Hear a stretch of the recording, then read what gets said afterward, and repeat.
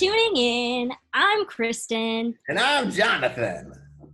And we are so excited to be with you guys today. We have got a great show full of awesome guests from the improv and stand-up community. We've got Sarah Schultz. We've got people on the streets. We've got Hormony Humpdey and tons of sponsors in between. We are thrilled that you guys are with us. Wait, who's our improv team? Who is that? Do we have an improv team? Our surprise improv team for our first show. Is it a surprise? Oh, not anymore because it's high five. We practiced that. Did it come across like we totally practiced that? Yeah. It was just at the same time. Can you tell? In front of a live studio audience, no less. Live studio audience. Don't we have, isn't Mark Kendall coming in at one point in our show tonight?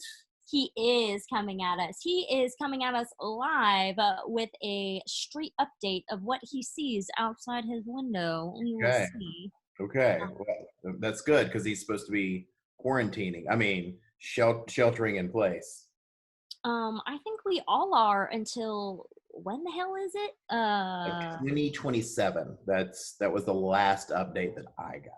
Awesome. 2027. This is just an unprecedented time right now. The biggest reason why we wanted to do this is to bring everybody just a little bit of joy, a little spark of hope in their day-to-day lives, knowing that, all the downtime we have right now is going to bring on some really fruitful prospects.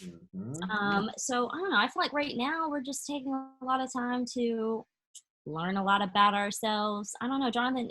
Is there anything you're kind of learning or utilizing right now that you wouldn't typically? I probably wash my hands twice as much as I should. If I catch myself touching my face, I go and wash my hands. It's pointless. I know it's pointless because I've already touched my face. I'm not washing my face. I'm washing my hands. So are you just using mannequin hands? Like these aren't actually your real hands because they've actually been eaten through with all the acidity of. Like if you really want to see what my hands look like at this point, this is all I have left. Oh my God, this is full on Happy Gilmore. I've shrank my hands. That's the problem. What's your weird quarantine thing? My weird quarantine thing. Besides eating while we're eating dinner at our live morning show. First of all, if shrimp Alfredo isn't a breakfast dish, I don't know what is. Like, what even is breakfast anymore? Time of day? Does that even really matter? That's why I live in space, okay? Oh. So I don't have to worry myself with silly things such as time. The only time I worry about is sprinkling on my pasta, if you know what I'm saying. Oh. But okay. Well, while you eat some more Alfredo, I'm going to cue us up because we've got a segment from Hormony Humpdey. Get out. And right after Hormony, we have the illustrious Sarah Schultz as our stand-up comedian that we're interviewing this week. Oh my God. So let's just throw it on over and see who's next. Let's go! It's pronounced Humpty, and I'm pretty sure both of you are quite aware of that at this point.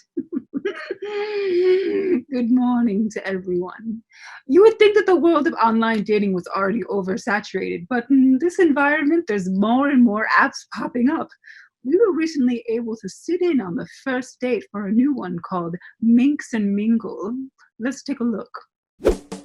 Hi, my name's Astrid, and it's really been lonely during this quarantine. This is my first time online dating, and I just thought that I would put this video together because like us all, I've been in quarantine and I'm single and I'm losing my mind a little bit. All I have is just me and my cat. Her name is Moonbeam Sunshine Pumpernickel III, because I don't think that females should be totally neglected in terms of the numbers. It's always John the Third or like Bruce the Fourth or whatever, like totally anti-feminism. Where'd she go? She was sitting right here, and then I started talking and she freaked out. Attended university online, currently attending. I'm taking the semester off because it's just like whatever, I don't have any time anymore, for mystical studies. I come from a long line of being a foot model. Like, I did that for 3 years, but then it got really sketchy because like some ticklers kind of too far. Come find me, and she's over it. She's been so weird lately. Anyway, hit me up if I'm a little shy at first, just how I am, but I'll warm up pretty quickly, if you know what I mean. Bye. Okay. Hey, cutie. Hey there. You look great. Right? I like that. You're confident. That says a lot. I know, that's like a sexy quality, right? It is. It totally is. I know. It looks like you're in a holding cell of some kind. Like, do you only eat like meat sushi or like fish sushi? Do you sometimes just like wake up tired even though you've slept like a full night's sleep? Pretty good. The mystical studies, like that's great. Leprechauns, yeah. Leprechauns? Whatever, yeah. All that mystical junk. Yeah, I love it. It's a philosophical institute. It's accredited with a concentration in Satan worship. Oh. No, I'm sorry. Saturn worshipers. Saturn. Oh, yeah. Yeah, well, it's the whole thing. Cool. It's like I didn't even know there were Saturn worshipers. No, and there's like a shape that like points to Saturn, and like there's this whole group of people that believes that that's where Jesus originated from, and like not the stars and like or like whatever like the biblical stuff says. I'm not really sure. To the danger zone. So good. Yeah. It's so good. Yeah. I mean, a little bit. You know, I'll exercise my freedoms. You know. Yeah, you sound just like really assertive and aggressive, and I'm not used to being with guys like that. Oh, you seem really cool. All right. How many fingers am I holding up? Okay, I can get with this. I'm gonna say 3 fingers. No, guess again. 4 fingers. That's closer. 5 fingers? Yeah. Oh, you got me. That's really it's funny. It's 9 really fingers. Yeah. But I wanted to see if like we were like kind of like cosmically connected or anything, like if you could read my mind. Like a psychic thing. Oh, it's okay. All right.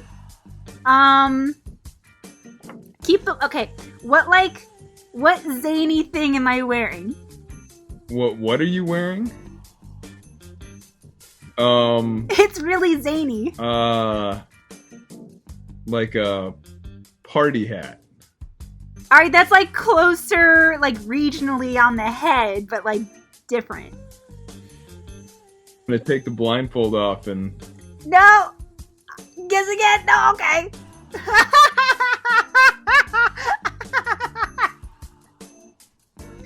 Sunglass. Whoa! What is going on back behind you? Who is that? It's fine. That's my roommate. He's just really free with his body. I didn't ask what he was. What? Babe, I'm on a work call. Your roommate does naked handstands while you sit there on like a date? I gotta work out too. Unbelievable.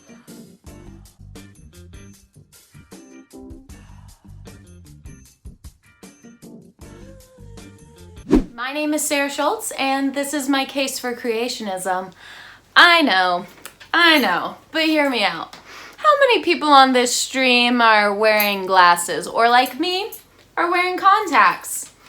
Well, well, well, evolution has failed us, y'all. Recently, I went to the optometrist for my annual exam, and while I'm sitting there in that dark room in the ginormous chair they always have, I asked the doctor, so, what's my vision level? 20/40? Her response, 2400. 2400. I didn't see that one coming. I thought we were humans post-evolution. We have refined motor skills. We're mostly intelligent. We have gone to the moon and back, but we are all blind. I'm sure there are aliens somewhere more intelligent than us, with a database of all of the species of the universe. And when you scroll past humans, it just says threat level none, blind. Seriously though, how did we let it stay this bad? If evolution were real, our ancestors with poor vision would have been weeded out. Imagine chilling in the cave with your homies. It's your -8,000. You all hear a noise. You turn and look. 50% of the cave is hightailing it out of there because they just saw a saber-toothed tiger. The other 50%, saber-toothed lunch. I would have been dead for sure. I probably would have been dead before that though, considering what a terrible cave woman I would have been. When I was younger, I was in the Girl Scouts. I loved selling cookies, doing arts and crafts, telling other girls their mom's spaghetti sucked. But camping? They tried to make me go once. At least for 4 hours until I was crying in the woods and my dad had to come pick me up. I did successfully camp once when I was 18. However, I had to sing Justin Bieber songs to fall asleep at night. So if it were 10,000 years ago, the saber-toothed tiger wouldn't have killed me. My peers would have, and there would be one less lonely girl. How am I an evolved human if I can't even be outside in the dark? Isn't that what cavemen and cave women just did when it was dark? Be outside? I can't touch grass without getting a rash and sunburn? I have to wear SPF 55. So maybe we should cut those creationists some slack because they're clearly onto something. And we have Sarah Schultz in the house. Thank you so much for coming on our Kristin Jonathan Morning Live Show. Thank you so much for having me. Wow. I was watching a little bit of your segment and I just, wow. Oh, you're too kind. No. First of all, you got to tell me a lot about that experience because I've honestly thought about getting with Laugh Labs and it just seems like super feminine empowered. And, just tell me a little bit about that. Sure. So I've been doing improv here in Atlanta for a little over 2 years, and stand-up had always been something I was interested in, but had never just bit the bullet and done it. So many people kept telling me, you don't need to take a class or do anything. You just need to go to an open mic. And I was like, no, I need to take a class. I need to know how to do this. So Catherine Wynn and Lauren Casolo are on an improv team with me, Too Many Cooks, and Lauren signed up, and Jonathan's also on Too Many Cooks. And there really are too many cooks. I can't keep track of how many there are anymore. I know. And Laugh Lab had been something I had known about and was like, I want to do this, but I'm scared. So then Lauren was like, I'm signing up for this. So then I was like, okay, I am too. And then Catherine did. So then we all did it together. And it was really great. It was good to be there with Lace and Hillary. So Lace was our teacher and Hillary Heath was our TA. And they offered great guidance the whole time. And it was just a group of all women. And I think that they are going to open it up soon to be not just women, but also members of the LGBTQ plus community. Letters. Yes. Yeah, it was really great. And I was really excited to start doing open mics and everything. I'm really excited to get out there after all of this. I've been trying to write some every day. I haven't done it every day, but it's been a goal. So what did Lace kind of tell you in those experiences, you know, whenever you were just out of your mind, scared that you were going to be, you know, walking up there and, you know, the crowd falls silent? So something she reminded us the whole time is that it's a room, for this situation at least, that we're referencing. It's a room full of people that came there to see you. They want to see you succeed, their friends and family. So that wasn't really an issue of worrying about the audience at all. In regards to remembering material, just hammering it in, like, you know this, like, believe in yourself, you got this. And that's what makes a great comedian, though. It's not even so much like, I mean, obviously you want to have good content, but it's crazy to me how you can go up there with, you know, so much confidence in your ability, and then just how you deliver a joke is what makes it so funny. It doesn't matter the crowd size. It could be like one person or 100 people. I could be no makeup, full face of makeup. I did a show last year in my high school prom dress, which was really daunting because it fit tighter than it did when I first wore it. I'm like, okay, I'm getting on the stage in this dress. Did they toss pig blood on you at the end? Like, this is like Carrie comedy. I put blood on myself beforehand. It was a Halloween show. So I was actually covered in blood. There's pictures. But just like, I had this red lip stain and I just like put it all over. I put it across my neck to make it look like I'd been like throat slashed. But I guess what I'm saying is, it's like it just took repetition doing it so many times that now it's like the whole aspect of stage fright in regards to that's just completely gone. I'll get up there wearing anything, I'll say anything, I'll do anything. Once all of the quarantine and all that fun stuff is over, have you figured out where you're going to start trying to make your rounds? Yeah, so I'm gonna try and get in another spot at Laughing Skull and see if I can make up for that. And then there's a lot of other open mics all around Atlanta. So I'm just gonna look at my schedule and then look at the open mic schedule and just fill it up. See, anywhere I have openings, I'm gonna try and do it and make it work with my improv schedule, because I'm worried that that's going to be pretty rusty as well. So dust off the old Palm Pilot. I'm very excited for our first set of shows once this is all over. I know. I'm going to be paying my friends to come. I'm like, if you come, I'll buy your ticket and a drink. I just need someone there. Please sit in the front row this time. Like, don't leave the front row open. I don't know why people do that for comedy shows. Maybe it's just for us non-professional comedians, but they never want to sit in the front row. And it's like, no, I need you there, because otherwise we're looking at these empty chairs and then it's like, oh, I think there's people back there. I can't see them. Can't tell if they're having a good time. You shuffling awkward to the bathroom. Yeah. Tell me about a time where... I mean, we've been in shows where we've had, 2-3 people in the audience. I did a whole show one time where the only person in the audience was my boyfriend. And it was a whole team. It wasn't just me, and he was our only audience member. That's happened a few times where it's been him and just like one other person. So I guess that experience in improv has definitely given me some strength, I think, going into stand-up. With stand-up, it is more so like, I prepared for this, and you want more laughs, where improv, if something doesn't land, it's like, I just somebody there to pulled that out of thin air anyways. It's cool. And at the end of the day, we're just comedians. We're not saving lives. Maybe we are, but we're probably not.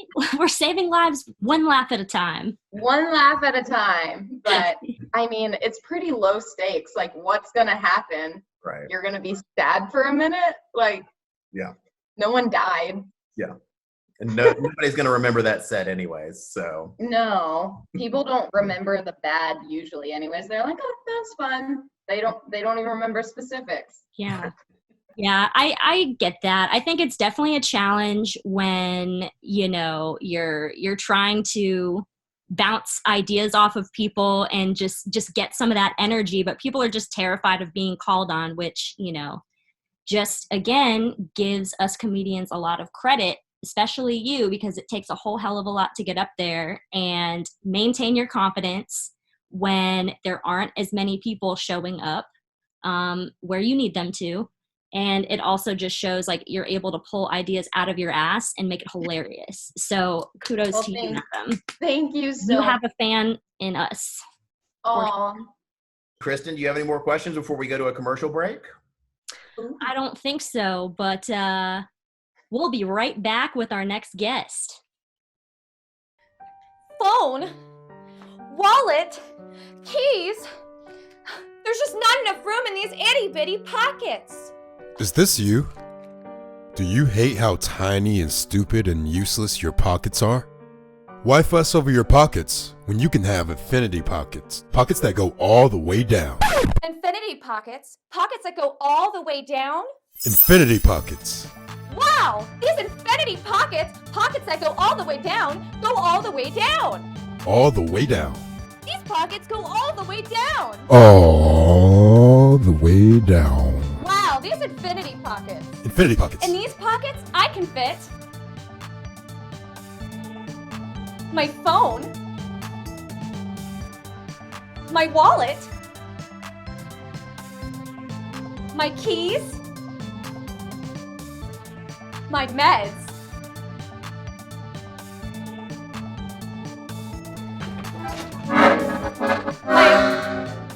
my accordion,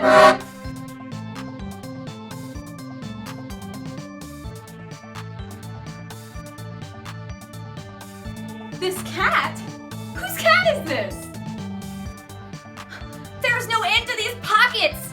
Thanks, Infinity Pockets, pockets that go all the way down. Call now to order your very own pair of infinity pockets. Pockets that go all the way down. Pencil separate. And we're back with the Kristin and Jonathan show.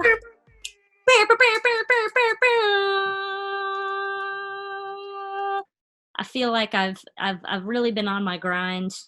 Really been getting better at drinking less Tito's. I'm down to about 8 Tito's and sodas a day instead of 15. Oh, that's good. That's good. It's a progress. Oh man.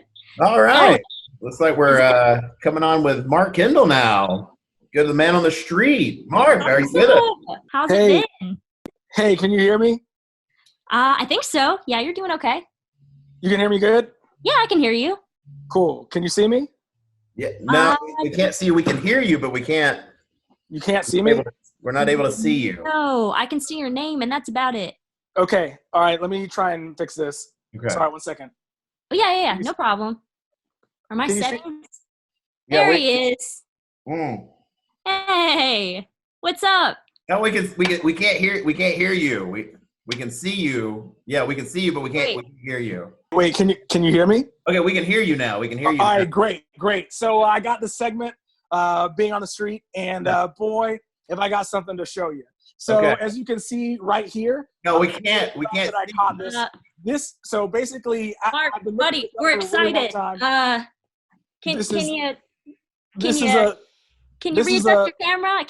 I still can't quite see you. So like there's a very rare bird that I spotted on my street, and I've actually, just because of climate, I was able to spot it right before, and there it is flying away. So can you see it? No, we can't see anything.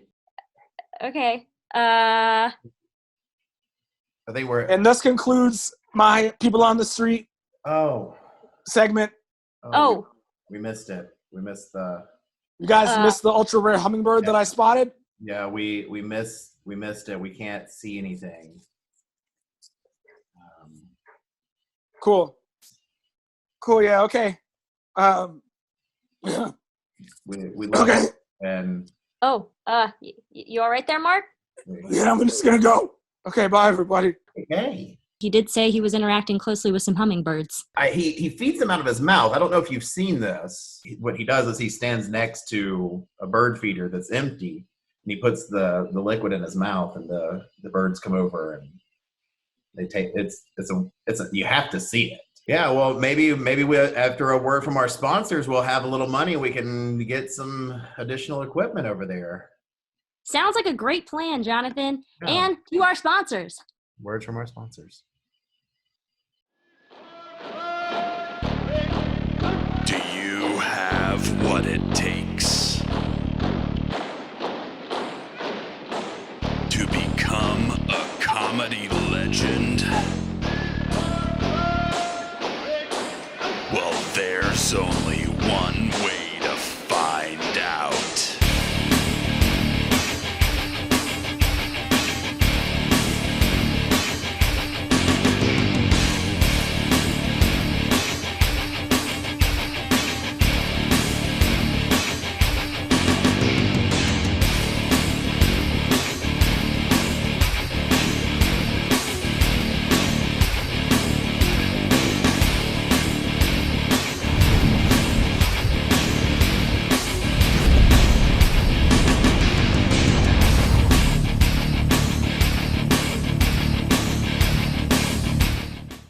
And we're back with High Five. What's up, Caitlin? Hi. Thank you guys so much. Thank you for having us. We're excited to be here. Thank you. It's always such a pleasure getting together with improvers, especially when social distancing is trying to tear us apart. We will not let it happen. But we improvise. We came together regardless. That's what we're good at, right? That's what we're talking about. That is the energy we want to bring with this situation.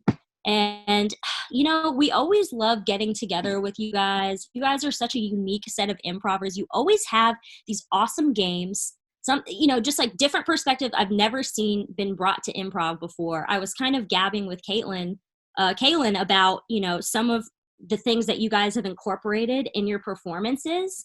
And I was just kind of wondering, you know, with all the spare time, do you guys ever just think of new games to throw out there just to kind of keep things fresh and interesting, like things that you guys learn in classes? Well, we played a new game recently. We played a new one today. I don't know if we love that one. Yeah, but you know, we have a WhatsApp chat with our team, and so you know, we kind of then.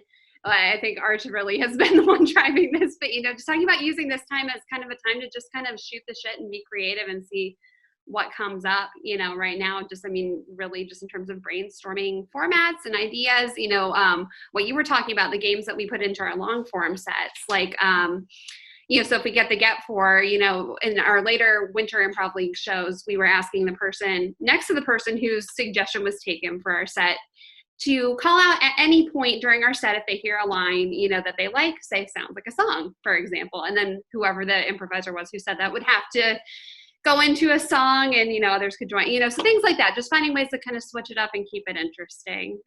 We'll see if this translates, you know, once we can all get together in real time. But and the funny thing is, sort of adding to what Kaylin was saying, like we did the amazing Winter Improv League.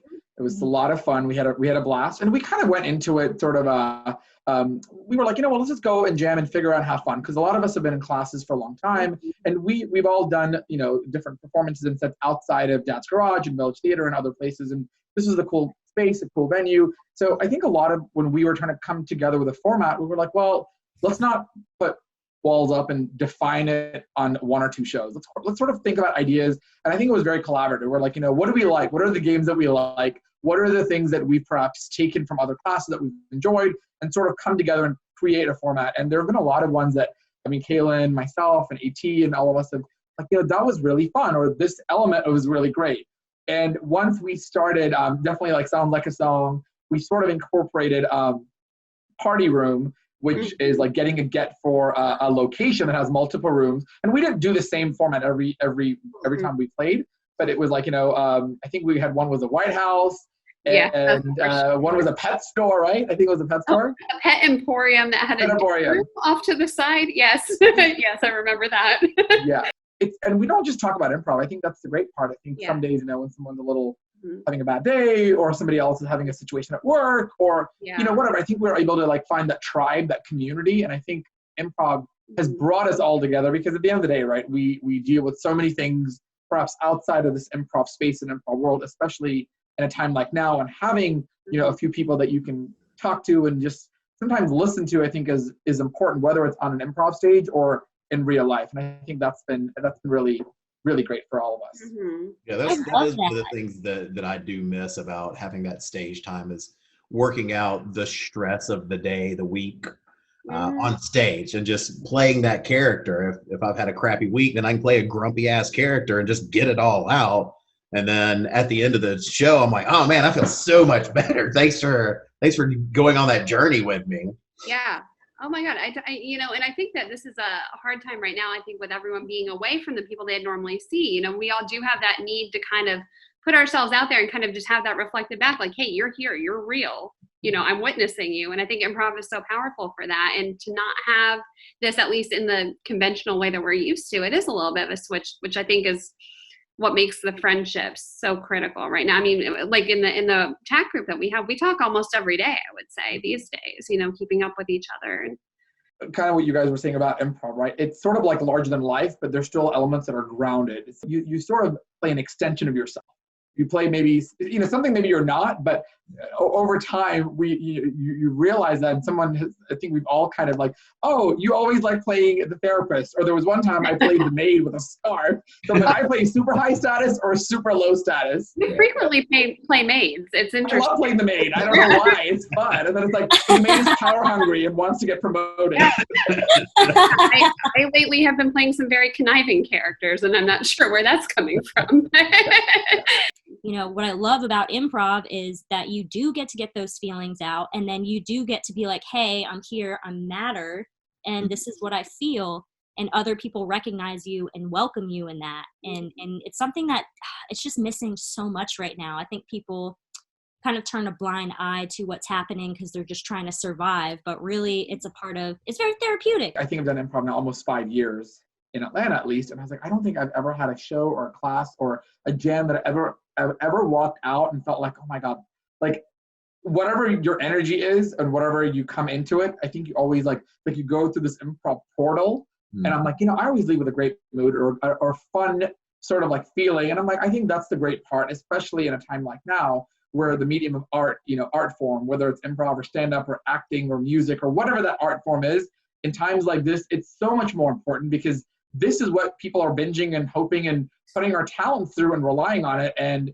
it just makes you realize, this is important. And of course it's important, but it sometimes takes the pandemic to be like, oh yeah, like this is cool. It's an outlet as well for us. So I'm always grateful for that. I think there's something just really, really powerful about like what Arch was saying with improv.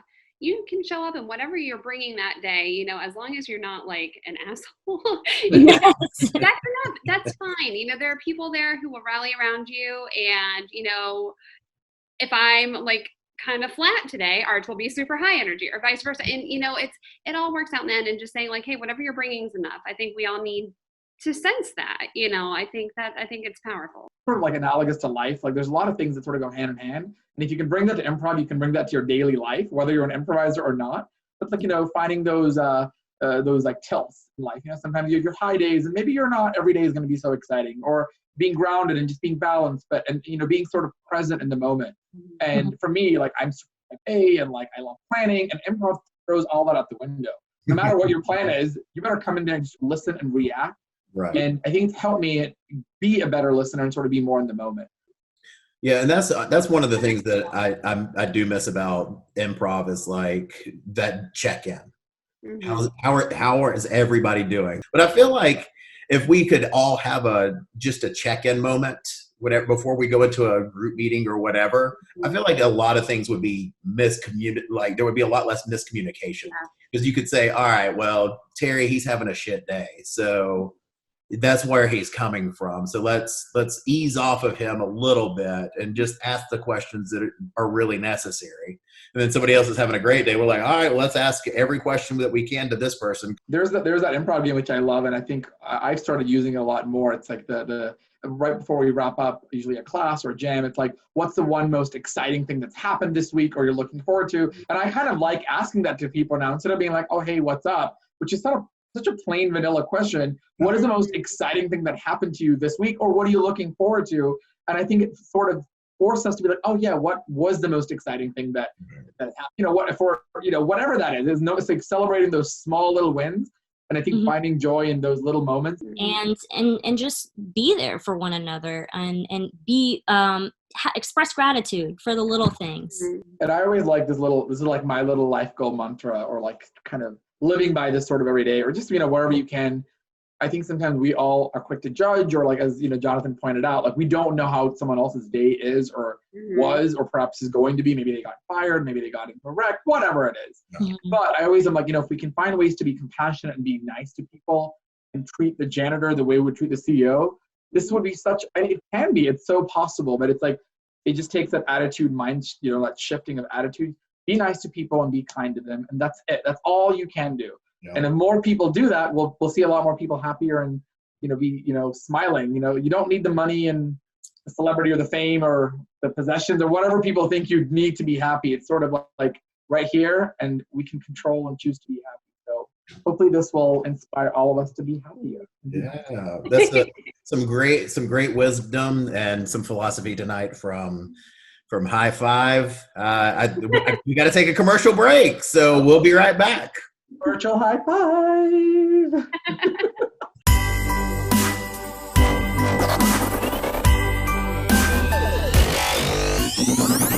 Christmas Everyday Tour with DJ Cloud, coming to a city near you. Every day is Christmas when you're partying with DJ Cloud. Put your hands up if you ever fucked a reindeer. Yeah, just me? Okay. Oh, that guy in the back. Okay.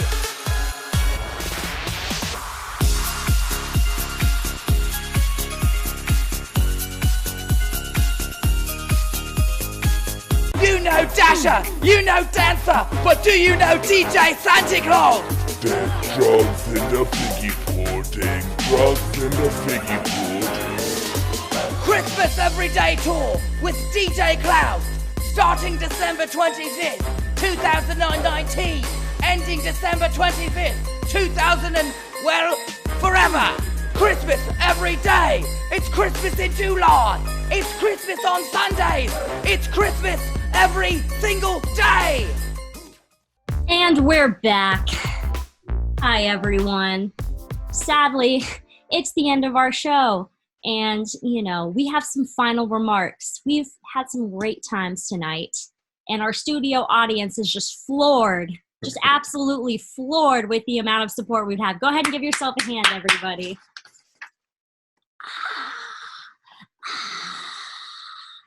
You guys are out of this world. Are they getting raptured? Is that what's happening? And I've also given each studio audience member a $5 Arby's card. Don't spend it in one place, everyone. Oh, the problem with that, though, is you start to smell like Arby's after you eat it for about 3 or 4 days in a row. Like, you emit that smell of the roast beef sandwich. Well, it's the meat sweats. That's why they say we've got the meats. Yeah, like I didn't realize that was a thing until I started eating that much Arby's, and it is legitimately a thing. I mean, to be honest with you, I am just itching from the lack of meats in my life in many regards. Yeah. Arby's, you know. Arby's. They've got the meats. They've got the meats. So I guess is this it? Did we just conclude our first show? I think we did it, Jonathan. Yes, we did it. I'm going to give you a round of applause. Give yourself a round of applause. You've all been amazing. For making it to the end. If you watched to the end, congratulations to you. This is the Kristin and Jonathan Morning Show live. Thanks, everybody. See you next week. See you later. Thanks for tuning in. Happy quarantine.